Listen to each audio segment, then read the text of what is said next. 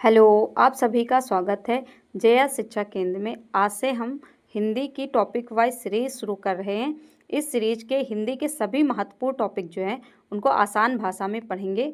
कोशिश है कि कम समय में आपको अधिक से अधिक जानकारी जो है वो प्रदान करें।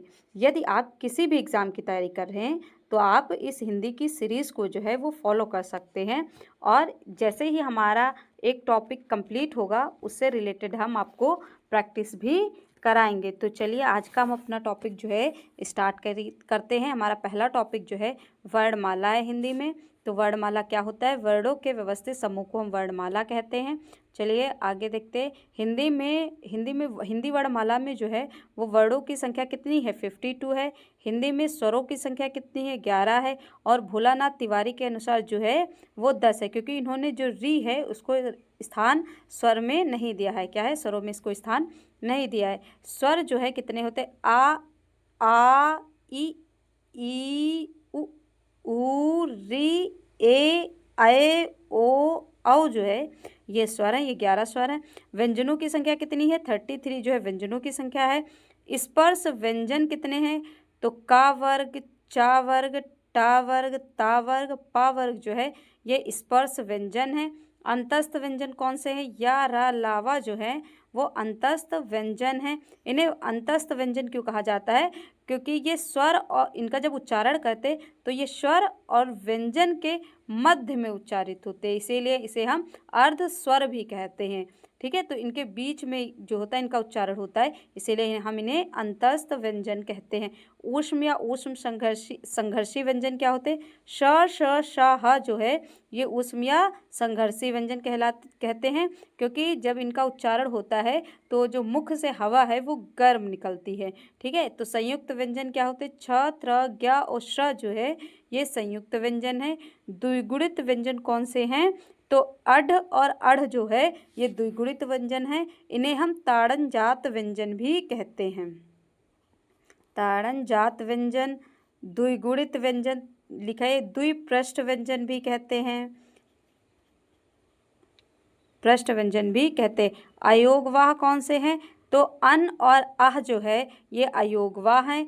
अ जो है ये विसर्ग है और अन जो है अनुस्वार है। च, छ, ज, झ जो है स्पर्श संघर्षी व्यंजन है। या और व जो है ये अर्धस्वर है। और लुंठित व्यंजन कौन सा है? लुंठित व्यंजन रा जो है ये लुंठित व्यंजन है। पार्श्वरिक व्यंजन ला है। और अड और अड जो है उच्छिप्त या द्विगुणित व्यंजन है। चलिए आगे देख लेते। जीभ के भाग के आधार पर जो स्वर होते हैं वो कितने प्रकार के होते हैं? तो अग्र स्वर होता है, मध्य स्वर होता है, पश्च स्वर होते हैं। तो अग्र स्वर क्या होते हैं? जिनका उच्चारण हम करते समय जीभ के जो आगे का भाग होता है वो सक्रिय रहता है, तो उन्हें हम क्या कहते हैं? अग्र स्वर कहते हैं। जैसे ई ए और ऐ जो है यह अग्र स्वर है। मध्य स्वर आ जो है, जो आ है ये मध्य स्वर है। जिसका आ का उच्चारण करते तो हमारे जीभ का जो मध्य का भाग होता है वो सक्रिय रहता है, इसीलिए इसे मध्य स्वर कहते हैं। पश्च स्वर क्या होता है? जिन स्वरों का जो है उच्चारण करते समय जीभ के पीछे का भाग जो होता है सक्रिय होता है उसे हम पश्च स्वर कहते हैं। जैसे आ, उ, ऊ, ओ, औ और आ जो है ये पश्च स्वर हैं। आगे देख लेते। जीभ के उठने के आधार पर जो है स्वरों को कितने भागों में बांटा गया है?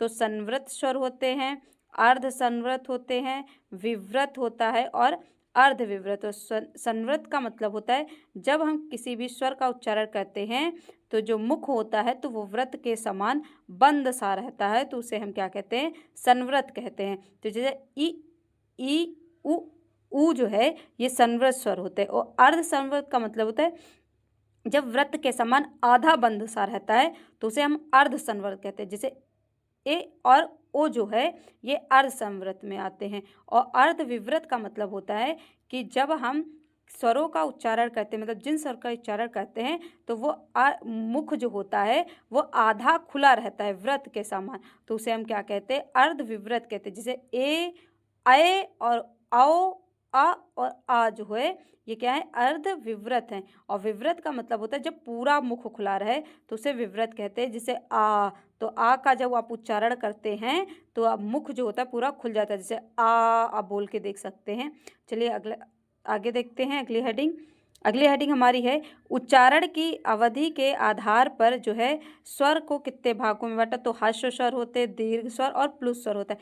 हर्ष स्वर क्या होता है, जिन स्वरों का उच्चारण करते समय एक मात्रा का समय लगता है, मतलब बहुत कम समय लगता है, उसे हम हर्ष स्वर कहते हैं। जैसे अ, ई, उ और री जो है ये हर्ष स्वर है। दीर्घ स्वर क्या होता है, जब दो मात्रा का समय लगता है तो उसे हम दीर्घ स्वर कहते हैं। जैसे आ, ई, उ, ए, ऐ, ओ, औ, ये दीर्घ स्वर होते हैं।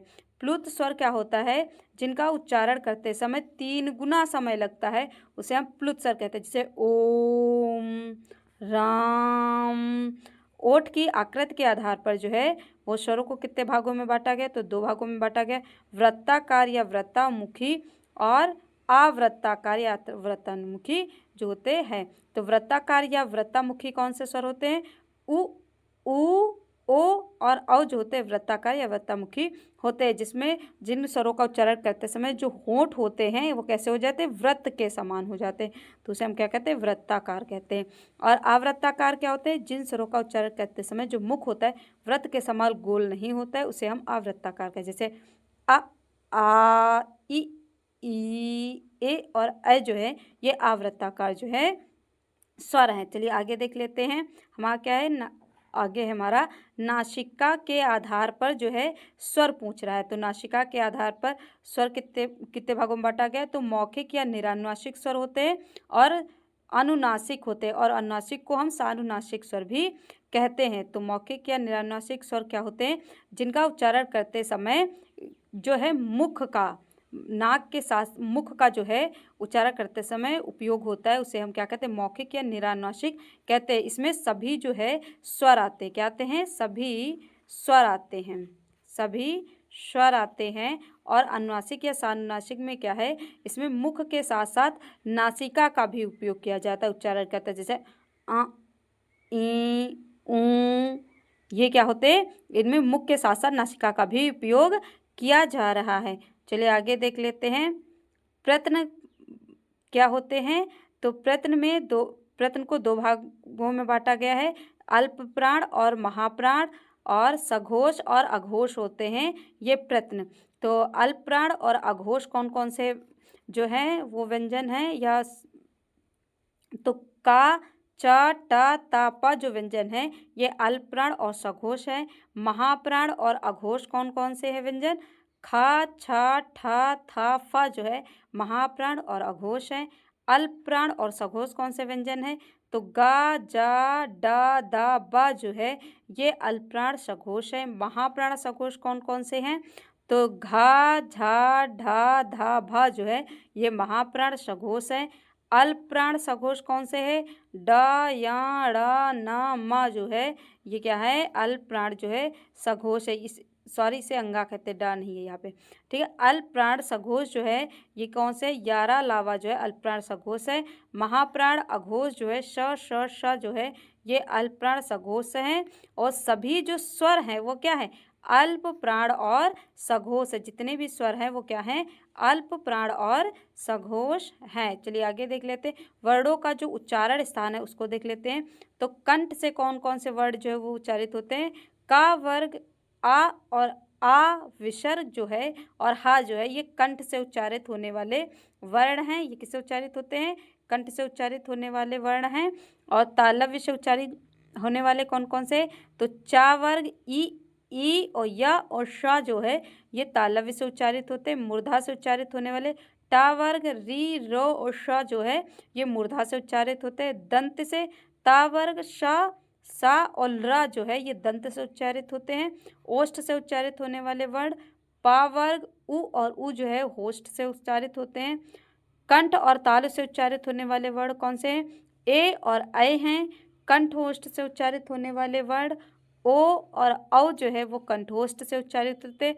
दंतोष्ठ से उच्चारित होने वाला वर्ण कौन सा है, केवल वह है।